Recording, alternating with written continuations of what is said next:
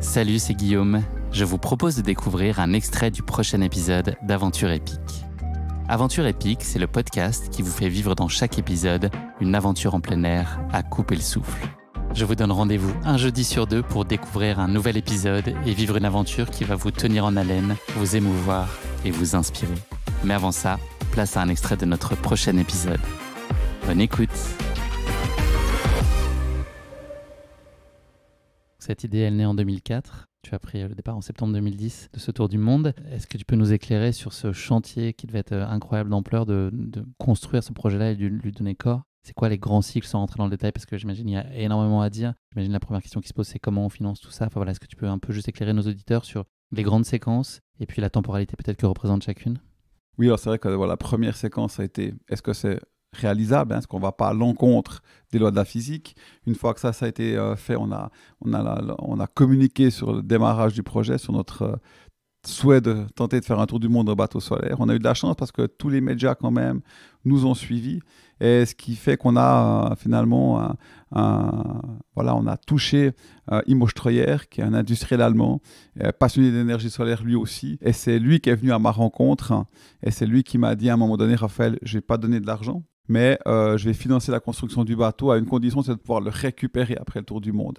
Et ça, c'est une étape bien sûr hyper importante. Là, on passe vraiment du rêve à la réalité, parce qu'on a les moyens. Alors pas pour l'équipe encore, il fallait monter l'équipe, il fallait organiser toute la logistique, la météo, les logiciels de routage.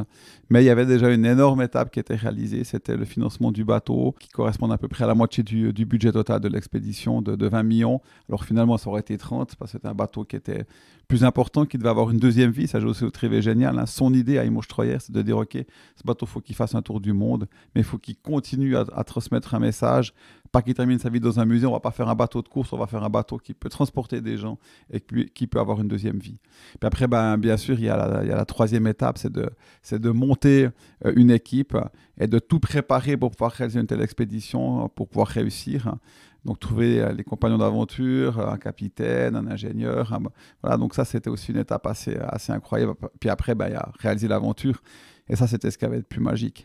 Est-ce que tu as pu ressentir au moment où tu as commencé à communiquer sur le projet là, auprès des médias ou auprès d'eux, mais peut-être auprès d'une communauté d'experts ou de scientifiques, une forme de réserve, de scepticisme sur le projet? Ou est-ce qu'il y a quand même eu un espèce d'élan collectif autour de ce que vous cherchiez à réaliser? Alors, à quelques exceptions près, non, tout le monde était motivé, trouvait l'idée géniale. Après, oui, alors qu'on était vraiment dans la construction du bateau, il y avait quelques personnes qui étaient réticentes. D'ailleurs, c'était assez intéressant. C'est vrai que, je dirais, environ 12 mois avant le départ, j'ai commencé à recevoir des messages des architectes, de marins qui me disaient qu'on n'allait jamais réussir, qu'on allait couler à la première tempête. On nous appelait l'enclume solaire, le fer à repasser, le maladroit. Et puis ce qui est drôle, c'est qu'au fur et à mesure qu'on s'approchait du départ, il y avait de moins en moins de messages. Alors après, ça continue un peu, on traverse l'Atlantique, les gens vous diront: oui, vous verrez dans le Pacifique. On traverse le Pacifique: oui, vous verrez dans l'océan Indien. Puis bien sûr, à un moment donné, il n'y a plus aucun message. Puis vous réussissez. Et là, les messages reviennent. Oui, mais bien sûr que c'était possible de faire un tour du monde en bateau solaire. Retournement le veste. Pourquoi vous avez perdu autant de temps et d'argent pour le faire? Donc ça, il y aura toujours des gens, mais c'est une minorité. C'est peut-être 10-15 personnes, que ce soit avec Planet Solar ou avec Solar Stratos, donc, qui sont critiques. Et ça, c'est des gens, vous ne pouvez rien faire avec ces gens-là. C'est des gens qui sont aigris, des gens qui sont soit jaloux, soit qui sont très pessimistes. Voilà, c'est une minorité. C'est probablement 1 pour 1000. La plupart des gens étaient motivés, nous ont soutenus.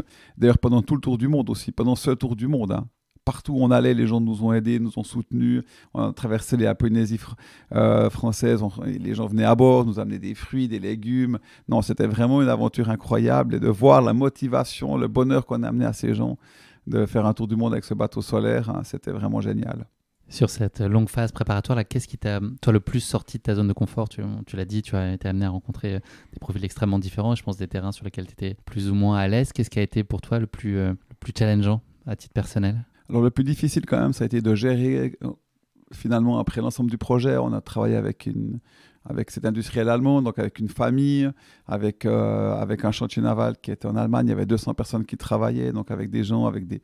Voilà, et on avait aussi, c'était un projet franco-suisse, on travaillait avec Météo France, avec Gérard Daboville. Donc vraiment, voilà, j'étais encore jeune, j'avais 35 ans, j'avais moins de 40 ans. Et là, c'était difficile de gérer, être avec des avocats d'affaires, etc. Là, j'ai beaucoup appris. Et par moments, c'était quand même assez difficile, soyons clairs. Par moments, d'ailleurs, voilà, c'était la loi de Peter, hein, je faisais des choses dont je n'avais pas été formé pour les faire. Donc, j'ai dû apprendre sur le tas. Et puis, ça a été par moments assez... Est-ce que tu peux éclairer nos auditeurs sur les éléments principaux qui composent votre bateau? Est-ce qu'il y a quelques chiffres ou une notion clé à avoir en tête pour s'en faire une image? Moi, je l'ai vu, mais peut-être nos auditeurs ne l'ont pas vu. Alors, c'est un bateau qui a l'air très futuriste. Encore aujourd'hui, je pense que c'est un bateau qui reste très futuriste, qui fait rêver. Il fait 35 mètres de long, il fait 25 mètres de large avec les panneaux solaires, 500 mètres carrés de panneaux solaires. Il pesait 100 tonnes et on a fait avec ce tour du monde, donc un bateau qui pesait 100 tonnes, on a fait un tour du monde avec 20 kW. C'est 30 chevaux à peu près, c'est la puissance d'un scooter. 5 nœuds de vitesse moyenne.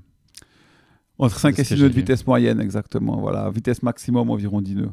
C'était quoi tes attentes et tes espérances fondamentales au moment de partir?